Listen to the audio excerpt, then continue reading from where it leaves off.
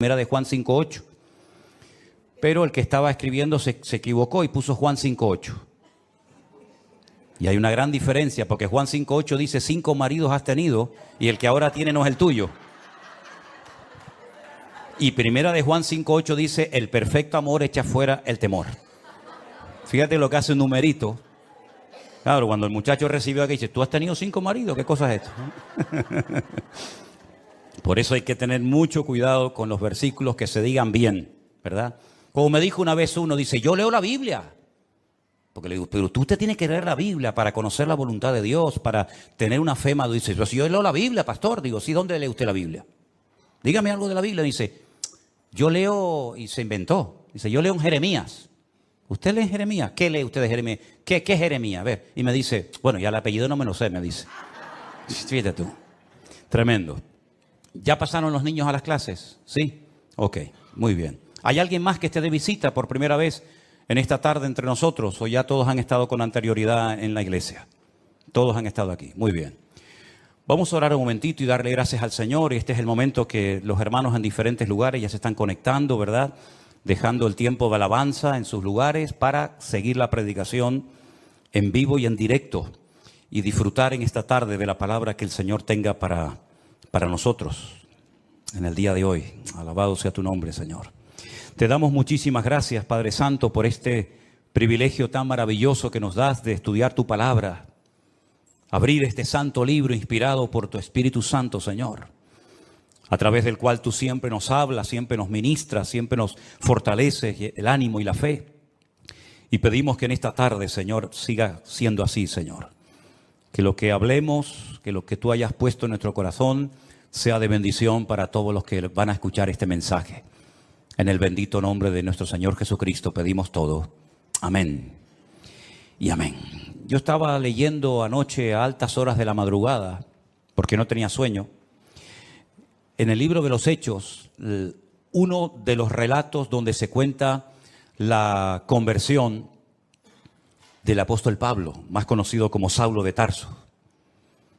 Este hombre causó mucho daño a la iglesia, porque él creía que su deber era perseguir a los cristianos e impedir el avance y el crecimiento de estos grupos, de este mensaje diferente que esta gente estaba predicando. Él dice cuando se convirtió que él consideraba que este era su deber, que Dios lo había, por así decirlo, como elegido para que él impidiera que los cristianos se expandieran y para que esta secta, como se le llamaba en aquel tiempo, fuera conocida en todas partes del mundo. Dice que envuelto en este proyecto de obstaculizar, de impedir el avance y el crecimiento de este grupo, de este movimiento nuevo, él se acerca a las autoridades religiosas de su época y les pide autorización para poder viajar a otras naciones y traer a Jerusalén a personas que formaban parte de este grupo y forzarlos a renegar de su fe en Cristo. Y entonces dice que él recibe unas cartas que le autorizan a ir, por ejemplo, a Siria, concretamente a Damasco, su capital, para traer creyentes a Jerusalén y allí forzarlos y probablemente hasta torturarlos. Y vete tú también saber si hasta matarlos, para que volvieran otra vez al cumplimiento de la ley de Moisés y a todas esas cosas que sabemos. Y el capítulo 9 nos cuenta parte de su testimonio. Y dice la palabra de Dios que mientras él iba camino hacia Damasco, él cayó a tierra. Algo le pasó. La presencia del Señor fue tan poderosa que él cayó desplomado al suelo. Y entonces queda automáticamente ciego. Y oye una voz que le hablaba en hebreo. Y la voz le decía, Saulo, Saulo, ¿por qué me persigues? Dura cosa te es dar coces contra el aguijón. Él no entiende lo que está pasando. Él no sabe ni siquiera quién le está hablando. Y es entonces cuando él se atreve a preguntar, ¿quién eres?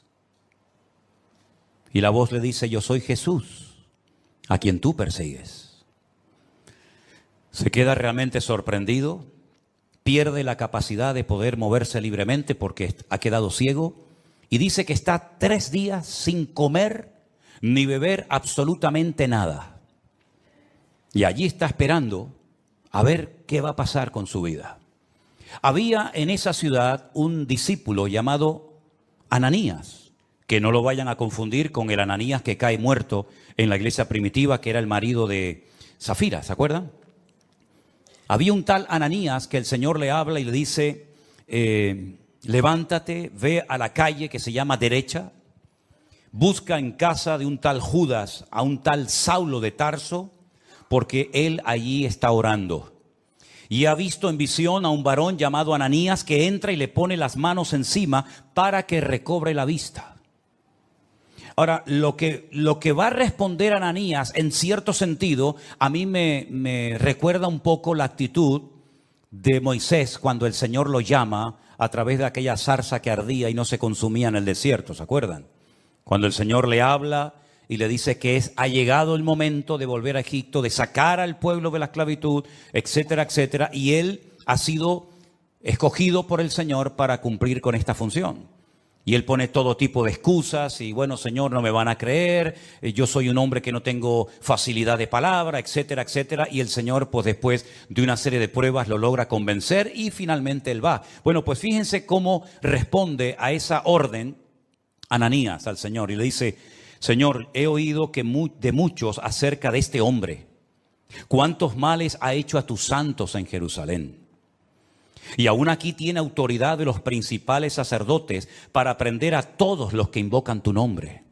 Como dicen, Señor, yo sé que tú eres perfecto y tú no te equivocas, pero tú me estás mandando a que vaya a orar y le ponga mis manos encima a un hombre que es un peligro. Un hombre que tiene poder incluso en esta ciudad para llevarnos presos y matarnos si quiere en Jerusalén. Por lo tanto, no sé, no lo dijo, pero probablemente le pasó por la mente. Es decir, si hay otro por ahí que tú pudieras mandar, yo te lo agradecería, ¿no? Pero el Señor le dice, ve, porque instrumento escogido me es este, para llevar mi nombre en presencia de los gentiles, de los reyes y de los hijos de Israel. Porque yo le mostraré cuánto le es necesario padecer por mi nombre. Yo no sé si esto se lo dijo Ananías a Pablo, pero lo que está bien claro que si leemos el resto del capítulo 9 y toda la historia que nos cuenta la Biblia sobre Pablo, su vida no fue nada fácil.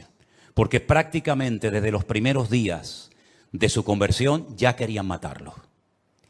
Dice en el versículo 17, entonces Ananías entró en la casa, poniendo sobre él las manos, le dijo, hermano Saulo. Fíjate qué bonito, ¿no? Ya no es ese perseguidor, ya no es ese hombre peligroso, sino ahora es mi hermano Saulo. El Señor Jesús que se te apareció en el camino por donde venías, me ha enviado para que recibas la vista y seas lleno del Espíritu Santo. Al momento le cayeron de los ojos como escamas y recibió al instante la vista y levantándose fue bautizado. Y habiendo tomado alimento recobró fuerzas y estuvo Saulo por algunos días con los discípulos que estaban en Damasco. A los pocos días ya de recuperarse y de encontrarse bien y recobrar la vista, ya inmediatamente se puso a predicar el Evangelio de Jesucristo. Y ya desde aquellos primeros momentos ya los judíos habían decidido quitarle la vida. La Biblia dice que los discípulos lo tuvieron que descolgar por el muro una noche porque querían matarlo. Ahora bien, en el versículo 26 dice la siguiente historia referente a Pablo. Cuando llegó a Jerusalén, trataba de juntarse con los discípulos, pero todos le tenían miedo, no creyendo que fuese discípulo. ¿Qué te parece? Entonces Bernabé, tomándolo, lo trajo a los apóstoles y les contó cómo Saulo había visto en el camino al Señor, el cual le había hablado, y cómo en Damasco había hablado valerosamente en el nombre de Jesús. Y estaba con ellos en Jerusalén y entraba y salía. Y hablaba denodadamente en el nombre del Señor y disputaba con los griegos, pero estos procuraban matarlo. No solamente los judíos, sino también los griegos lo quieren matar. Y no han pasado años de su conversión, sino que ya digo, desde casi al momento de convertirse, ya todos querían quitar de en medio a este hombre. Cuando supieron esto, los hermanos le llevaron hasta Cesarea la Marítima, que está en la costa, donde años más tarde, ¿se acuerdan? Un tal Cornelio llamaría a Pedro para que le predicara la palabra, y entonces de ahí lo enviaron a su ciudad, a Tarso. Y ahora viene algo muy interesante. Ya Pablo se ha convertido, un hombre que atemorizaba a la iglesia, a los cristianos, y a continuación, una vez convertido, una vez que este hombre ha tenido un encuentro tremendo con el Señor y su vida ha cambiado radicalmente, dice, entonces las iglesias tenían paz por toda Judea, Galilea y Samaria, que son las 3 provincias en las que se divide Israel. Al norte Galilea, al centro Samaria y al sur Judea. Bueno, pues en todo el país, Judea, Samaria y Galilea, dice la Biblia que las iglesias tenían paz. Y dice además que eran edificadas, andando en el temor del Señor, y se acrecentaban fortalecidas por el Espíritu Santo. Si guarda relación la paz de las iglesias con la conversión de Pablo, ustedes pueden opinar lo que quieran, pero yo sinceramente creo que se notó que Pablo se había convertido. Porque la paz, una cosa es la paz que tenemos dentro por nuestra relación con el Señor, y otra cosa es que en las iglesias se pudiera cantar y se pudiera predicar la palabra y se pudieran reunir los cristianos libremente a raíz, yo estoy convencido, de la conversión del apóstol Pablo o de Saulo de Tarso. Ahora bien, no hay nada más hermoso que una iglesia que está en paz. Esto no significa de que no vamos a ser perseguidos o no vamos a tener problemas o presiones o dificultades. Pero cuando una iglesia internamente entre sus miembros hay paz, yo creo que es una de las bendiciones más grandes que una iglesia puede tener. Así como un hogar que está en paz es una bendición. Un hogar en guerra, un hogar en crisis, donde hay gritos, peleas, insultos, etcétera, tiene que ser terrible. Pero cuando hay paz en el hogar, qué bendición, amén, hermanos. Cuando los hijos están cómodos y a gustos con sus padres, cuando los padres están cómodos con sus hijos, cuando hay paz, cuando reina la paz del Señor en el hogar, es una bendición. Exactamente igual es en la iglesia. El tema de la paz es algo tan importante que la Biblia dice que hay que buscar la paz. Y una vez que la encuentras, síguela y no la pierdas. Y dice más, en cuanto dependa de vosotros, estad en paz con todos. Porque al fin y al cabo nosotros tenemos que ser pacificadores, dice la Biblia, ¿sí o no? Una de las bienaventuranzas del Sermón del Monte dice, bienaventurados los pacificadores, porque ellos serán llamados hijos de Dios. Si usted es una hija de Dios, usted no puede estar en guerra con ninguna hermana de la iglesia. Porque entonces usted no está siendo coherente con lo que usted dice que es. Si usted es cristiano, si usted es un hijo de Dios, usted tiene que estar en paz, no solamente consigo mismo, no solamente con el Señor, sino en paz con todos los hermanos. Y no evitar el cruzarte con ese hermano o hermana, no tener que ir por un pasillo para evitar que él venga por el otro, daros la paz, saludarse, hablarse, mirarse a los ojos y no tener que decir, bueno, voy a llegar un poquito más tarde para no encontrarme con fulanito de tal en la puerta. Y voy a salir un poquito más antes, ¿verdad? Un poquito antes, para no tener que despedirme de este y de aquel. Si usted está viviendo así, usted está en desorden, hermano. Porque esa no es la voluntad de Dios. Digo, hermano, incluyendo al género femenino. Todavía nosotros creemos en eso. Yo sé que por allá afuera, ¿verdad? Pero aquí cuando decimos, hermanos, vivamos en paz, me refiero a todos, absolutamente, hombres y mujeres. Y tenemos que hacer todo lo posible para mantener la paz, el vínculo de la paz. La paz no la producimos nosotros, la paz es parte del fruto del Espíritu Santo que mora en nosotros. La paz la produce el Señor, pero la guardamos y la conservamos nosotros. Nosotros no podemos producir piñas, no podemos producir melocotones, pero sí podemos conservarlos en latas, incluso a veces durante meses o tal vez durante años. Exactamente es igual. Usted tiene que estar en paz consigo mismo. Usted tiene que estar en paz con el Señor y usted tiene que estar en paz con todos los hermanos de su congregación y de todas partes. ¿Cuántos dicen amén? Y si usted opina lo contrario o está viviendo de una forma contraria, usted y yo con la autoridad que Dios me ha dado, le digo, usted está totalmente en desorden y fuera de la voluntad de Dios. Usted no puede bajo ningún concepto tener algo contra un hermano, venir a la iglesia, cantar, escuchar la palabra, levantar sus manos, etcétera, etcétera. Cuando usted sabe perfectamente que hay algo que usted tiene que arreglar hace mucho tiempo con ese hermano, con aquella hermana, con esta familia o con la otra familia, y usted ha ido dilatando y extendiendo el tiempo, haciéndose el sueco, como decimos por estas partes del mundo, y no dándole importancia. Sí tiene mucha importancia. Hasta el punto que el Señor Jesucristo dijo, si cuando vas a ofrecer tu ofrenda al altar, te acuerdas de que hay algo que tiene que ser arreglado, deja tu ofrenda en el altar, ve, reconcíliate primero y luego ven y presenta tu ofrenda. Pero lo primero es tu relación horizontal con los hermanos. Y después vienes, yo no me voy a ir ni me voy a cansar de esperarte, pero si tú no amas a tu hermano al cual ves, no digas que amas a Dios al cual no ves, porque la Biblia llama a tales personas mentirosas. ¿Cuántos dicen amén? Tenemos que ser pacificadores, tenemos que buscar la paz y mantenerla, tenemos que hacer todo lo posible por vivir en paz. Y si alguien no quiere perdonarte, si alguien no quiere arreglar el tema, bueno, pero por lo menos que usted cuando ponga su cabeza en la almohada duerma con su conciencia tranquila y sepa que usted ha hecho todo lo posible por arreglar el asunto, por arreglar el problema, y si no ha sido posible, por lo menos que usted diga, yo hice mi parte y ahora le dejo el tema en las manos del Señor. Pero no le quite importancia a este tema, porque no hay nada más hermoso y nada más poderoso que una iglesia en paz. Repito, no solamente con el Señor, sino también entre los hermanos. ¿Cuántos dicen amén? Cuando nosotros tenemos conocimiento de Dios y de su palabra, ese conocimiento nos compromete. El conocimiento no es para presumir. Mire cuánto sé. Le voy a decir cuántos versículos de la Biblia sé o cuántos capítulos conozco. No, el conocimiento no es para eso. El conocimiento nos capacita para poner en práctica lo que hemos leído, lo que sabemos, y para poder vivir una vida cristiana práctica y no desde el balcón de la teoría, sino vivir como el Señor quiere que vivamos.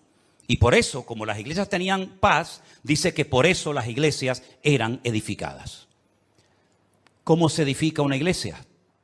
Bueno, lo primero que tiene que tener claro una iglesia, que lo que le va a dar sustento y fundamento a una congregación, a un ministerio y a una vida, es la roca que es la palabra de Dios. ¿Cuántos dicen amén? Todos conocemos la historia de aquellos dos que querían construir una casa. ¿Se acuerdan? Uno sobre la arena, deprisa, rápido, no tenía tiempo para esperar. El otro que cavó, ahondó, llegó a la roca, edificó su casa. Cuando vinieron los problemas, las turbulencias, los vientos, los huracanes, la lluvia, etcétera, una cayó y fue grande su ruina. La otra permaneció. ¿Por qué? Porque tenía fundamento. Una iglesia para permanecer en el tiempo.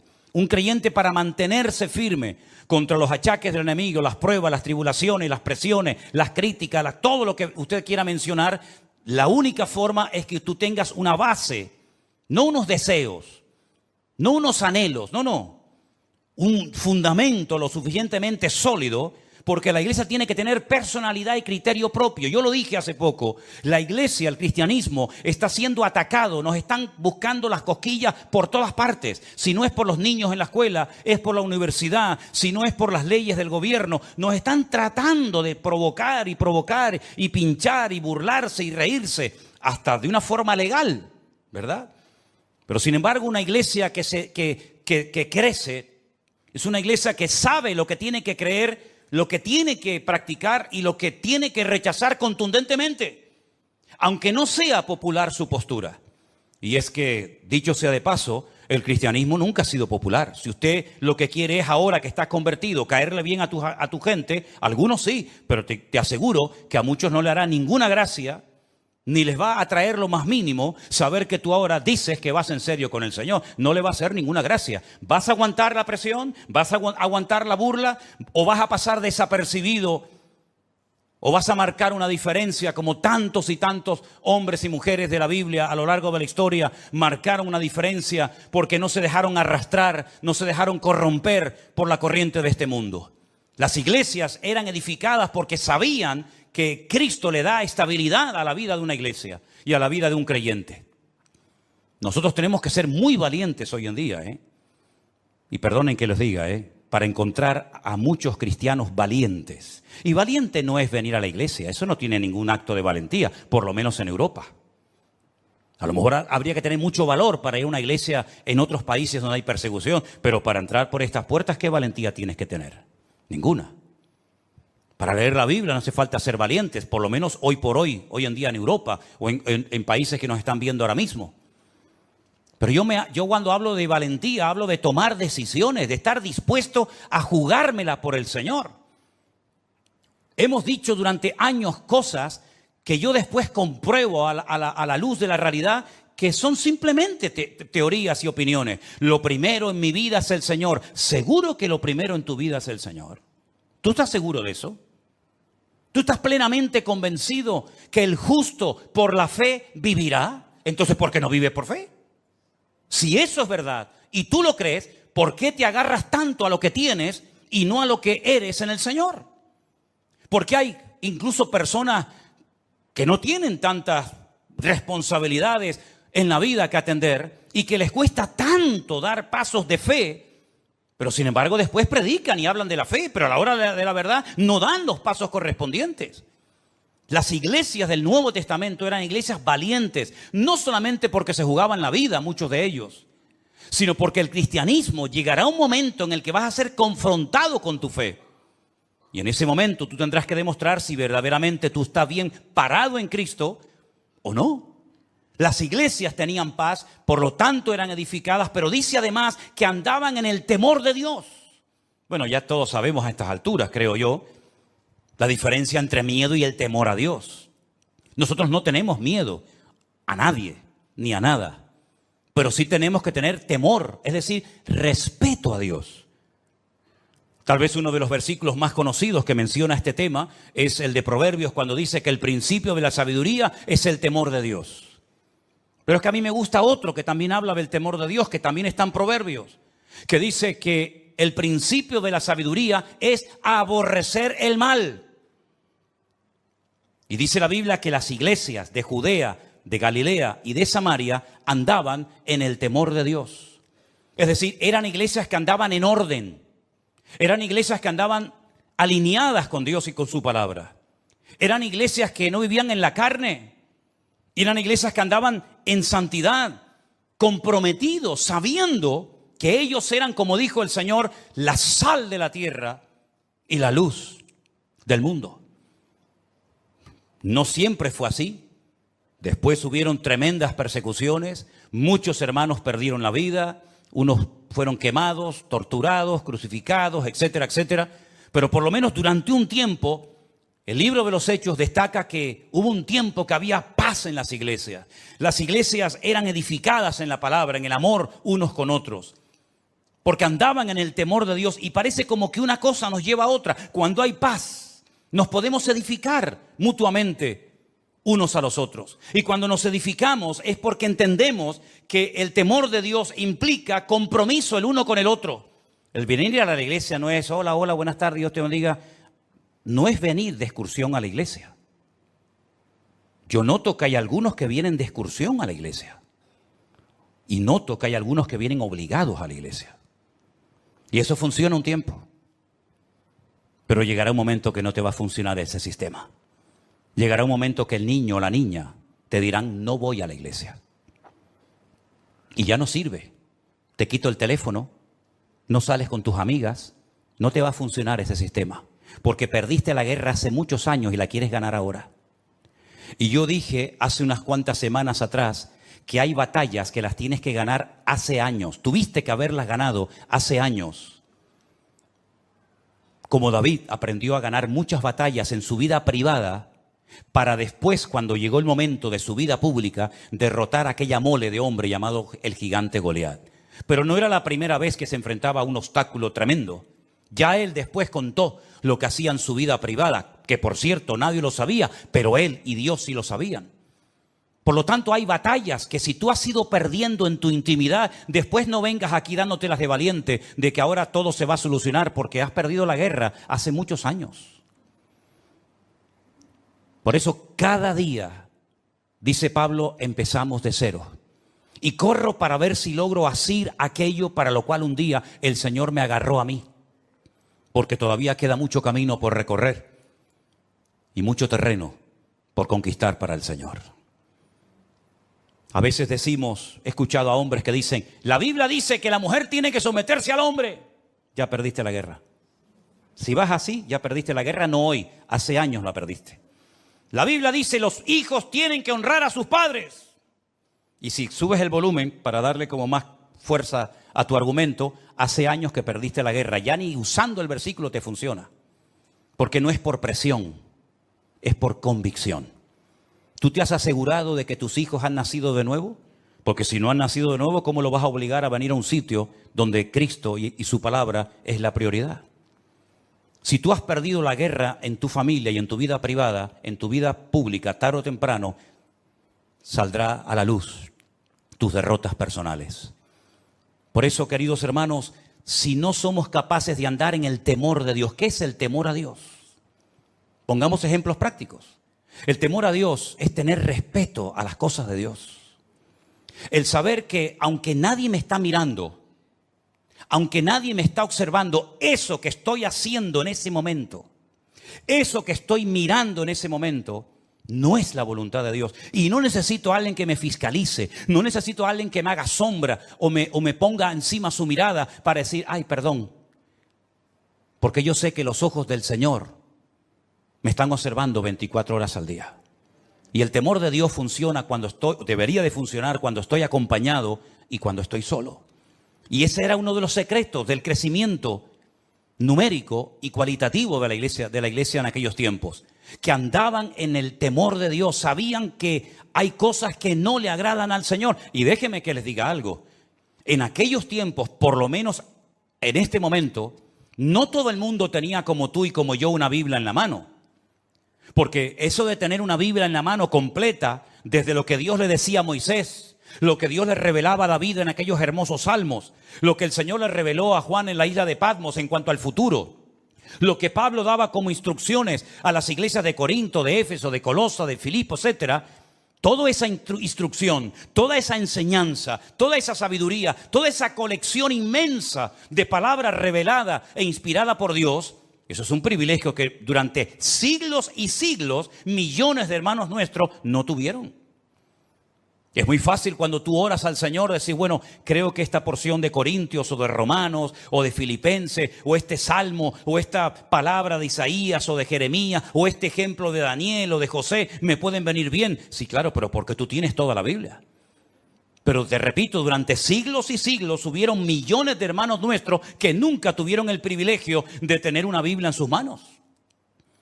Y eso es algo que tenemos que valorar. Hay cosas que tenemos que valorar en nuestra vida para que nuestra vida realmente sea una vida fructífera y bendecida por el Señor. Y una de ellas es tener toda la palabra de Dios en mi mano, a la cual puedo recurrir y estudiar y escudriñar en cualquier momento. ¿Cuántos dicen amén? Otra cosa muy importante que tenemos que valorar es la iglesia que tenemos. ¿Saben cuántos hermanos les gustaría tener un lugar donde poder congregarse y no lo tienen?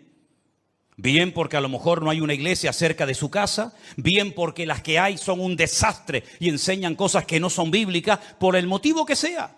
Pero ¿sabes el privilegio de poder tener un lugar donde tú puedes encontrarte con otros hermanos cuantas veces tú quieras?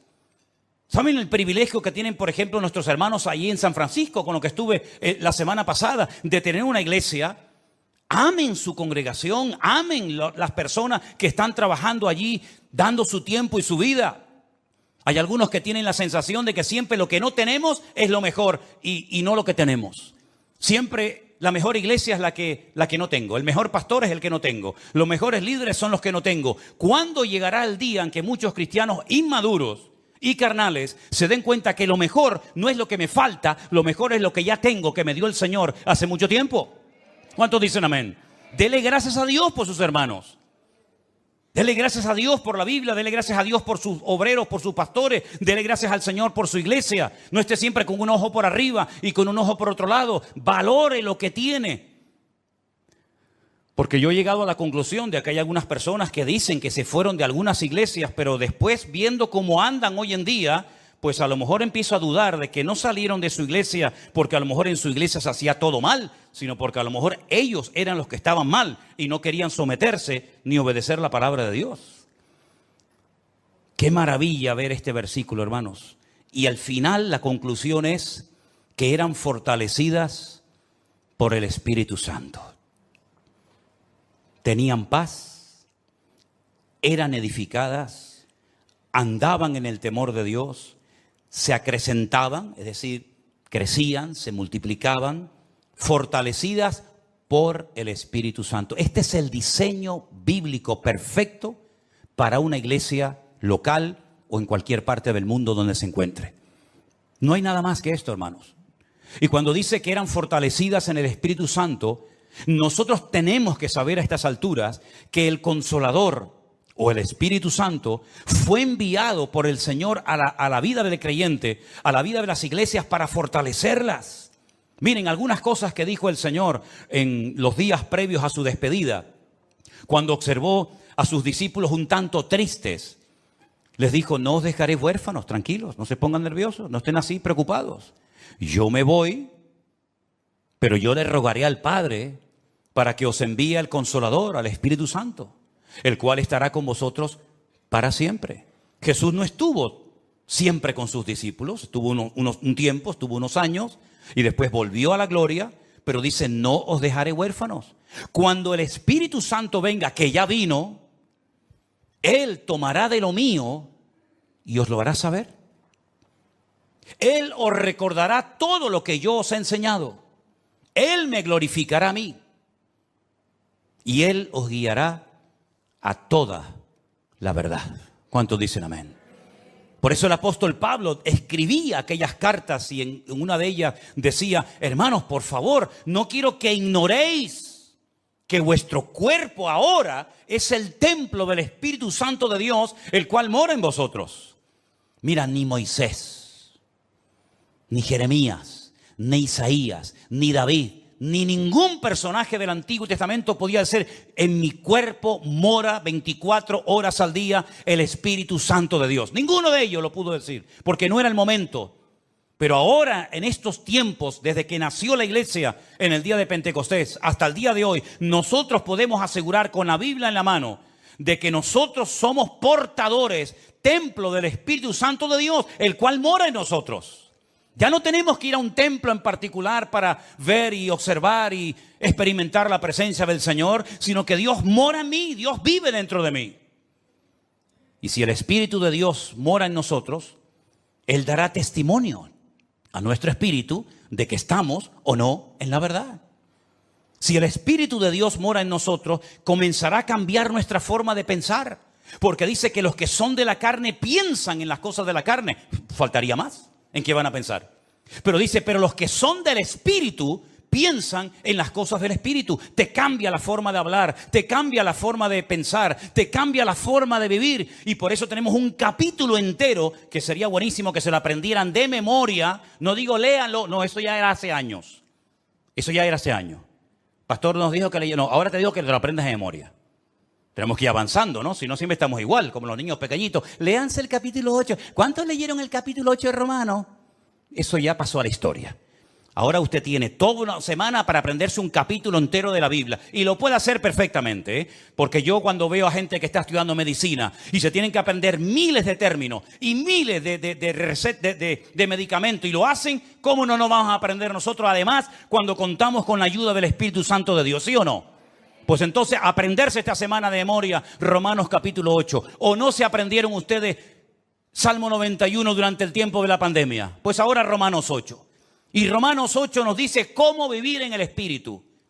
Si usted ve que su vida no va bien, si usted ve que algo siempre hay, es porque a lo mejor no está poniendo en práctica lo que dice Romanos 8. Porque Romanos 8 es la enseñanza, es el diseño divino para la vida de una iglesia hoy en día. Vivir en el Espíritu de Dios. Y entonces te vas a dar cuenta de que hay tentaciones que ya no te vienen, cuando antes te venían todos los días. Pero porque has ido matando el deseo de la carne, lo has ido matando de hambre. Y has comenzado a alimentar la nueva criatura, la nueva obra que el Señor ha hecho en ti. Y te vas a dar cuenta de que ahora tus deseos han cambiado. Antes lo que te dominaba ya te da, perdonen, hasta asco. ¿No les ha pasado a ustedes eso alguna vez? Yo he conocido fumadores, yo nunca fui un fumador. Yo me habré fumado 2 cigarrillos en toda mi vida, o 3 o 4, yo qué sé. Pero hay gente que fue fumadora, pero fumadora de estos de verdad. Que me dicen: a mí se me pone una persona hoy en día que fuma a mi lado y me da asco. Y tú, a ti te da asco. Pero si tú antes te daba, ya, o digo fumar, perdonen, parece como que siempre el pecado más grande es el de fumar. Bueno, digo criticar, o digo beber, o digo cualquier otro.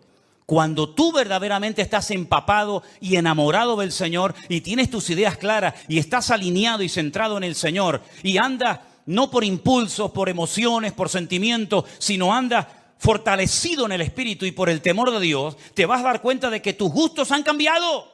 Hay músicas que no te van a gustar porque le ofenden y le molestan al Espíritu Santo que mora en ti. Pastor, es bueno que yo oiga esto o lo otro. Digo, usted es cristiana, ore al Señor y ya verás lo que el Espíritu Santo te dice a tu corazón. Es más, si estuviéramos más llenos del Señor, no haríamos tantas preguntas. Estoy convencido de ello. Porque el Espíritu que mora en nosotros nos pondría en nosotros el anhelo de Cristo para hablar, para pensar, para vestirnos o para lo que sea. Cuando usted se pone en el espejo, pregúntale al Señor, Señor, ¿cómo me ves? ¿Hay algo que no te gusta de mí? Y yo te aseguro que si tú eres sincero contigo mismo, el Señor te va a decir, quítate ese pendiente de la oreja, bobo. ¿Qué haces tú con eso? ¿Qué haces tú con eso? Ay, perdón, Señor. ¿Y para qué te estás pensando en poner un tatuaje? No, pero me voy a poner, esfuérzate y sé valiente. Déjate de tatuajes y vive esforzado y valiente. Porque te lo puedes poner en el brazo, pero después puedes ser un pelele y un machango. Así que déjate de tanto tatuaje y tanta bobería. Señor, ¿y yo puedo ir a la playa y quitármelo de arriba para ponerme morenita? Tú te vas a dar cuenta que cuando tú estás alineado con el Señor y fortalecido en el Espíritu y andando en el temor de Dios, hay muchas cosas que tú dices, oye, yo no sé lo que me pasa, pero ya no tengo deseo de hacer aquello, o de ver esto, o de tocar lo otro. ¿Por qué? Porque el Espíritu que mora en vosotros os anhela celosamente, dice la palabra de Dios. Y si no, miren ejemplos en la Biblia de personas que nunca jamás leyeron la Biblia y decían, eso no lo podemos hacer porque eso no es la voluntad de Dios. ¿Y dónde lo habían leído? No hace falta leerlo. Tenían tanta comunión, estaban tan alineados con el Señor que sabían lo que a Dios le agradaba y lo que a Dios le desagradaba. Así de claro. Pero claro, hijo, si tú vives en la carne, si tú estás todo el día pensando en la carne, si estás rodeado de carne y si también te mueves en un ambiente de carne y después dices, no, es que no se me abren las puertas, es que Dios no me ayuda, es que Dios no me bendice, pero tú te crees que con la vida de desorden que tú llevas, Dios tiene la obligación de edificarte, de fortalecerte y de bendecirte. Hay un precio que pagar, queridos hermanos. Esto no es apretar un botón y decir, bueno, yo toco el botón y ya de arriba abajo el Señor me llena, me bendice y me transforma. No es así. Primeramente piensa, ¿cómo me llevo yo con mis hermanos en la iglesia? ¿Hay paz unos con otros? Porque si no hay paz, esto no es para ti, ¿eh? Esto no es para ti. Tendrás que pasar hoy, aceptar al Señor, pedir perdón y arrepentirte. Pero si tú estás en paz, entonces, ¿qué vas a querer? Edificar a los hermanos. Y si habéis prestado atención a la lectura esta tarde que dice, ¿cómo se edifica la iglesia? Por la actividad propia, mutua, de cada miembro. ¿Lo habéis leído, no? ¿Sí o no? El cuerpo va creciendo según la actividad propia de cada miembro para ir edificándose en amor. Así se edifica una iglesia. Con la actividad de cada uno de nosotros, aportando cada uno su granito de arena, aportando cada uno su don, su talento, su habilidad, su conocimiento, etcétera, etcétera, y cada uno aportando lo que tiene que aportar, lo que Dios te ha dado, ese cuerpo va creciendo y se va edificando hasta llegar a la estatura de la plenitud de Cristo, a un varón perfecto. Eso es lo que dice la palabra de Dios. Si lo hacemos, el crecimiento viene solo. Esta gente no tenían que salir por las calles haciendo campañas evangelísticas. Es que yo no veo en la Biblia campañas evangelísticas, sino que dice que el Señor añadía cada día a la iglesia los que habían de ser salvos. No estoy diciendo que no haya que salir a predicar el evangelio, no estoy diciendo eso. Lo que estoy diciendo es que el Señor mandaba a la congregación y era la iglesia un imán que atraía a la gente porque el estilo de vida de los creyentes era diferente, y lo que hoy en día la gente está buscando es gente que sea honesta, que sea sincera, que vivan lo que predican y no que digan una cosa y que luego hagan otra. Por eso, mis queridos hermanos, el Espíritu Santo se movía en aquellas congregaciones con una libertad tremenda. ¿Por qué? Porque donde hay santidad, donde hay orden, ahí se mueve el Espíritu de Dios. Cuando la iglesia no es esto, cuando la iglesia no funciona según este diseño bíblico, la iglesia se convierte en lo que tú quieras. En un club de amigos, en una ONG, en un lugar de altruismo, en un lugar donde se reparte tal vez comida, pero la iglesia perdió la función de ser el agente de Dios en este mundo. Y el Señor nos da la oportunidad y el privilegio de reunirnos pues 1 o 2 veces a la semana o cuando sea en este lugar o en cualquier otro. Pero durante la semana la luz se esparce. Ahora la luz está concentrada en un lugar. Todos estamos siendo alimentados, instruidos, ¿verdad? Edificados por la palabra, pero cuando termine esta reunión, y en sus respectivos países lo mismo, la luz se va a esparcir. Y durante toda la semana, cada uno de ustedes en el lugar donde viva, donde trabaja, donde estudies, vas a tener que marcar una diferencia y vas a ser una luz. Pero estás realmente fortalecido, edificado en el Señor para poder vivir una vida cristiana victoriosa. Porque si tu vida cristiana depende única y exclusivamente de un culto, yo no sé cómo aguantas, sinceramente. Yo no sé cómo puede aguantar un creyente viviendo única y exclusivamente de cultos. Eso es muy complicado.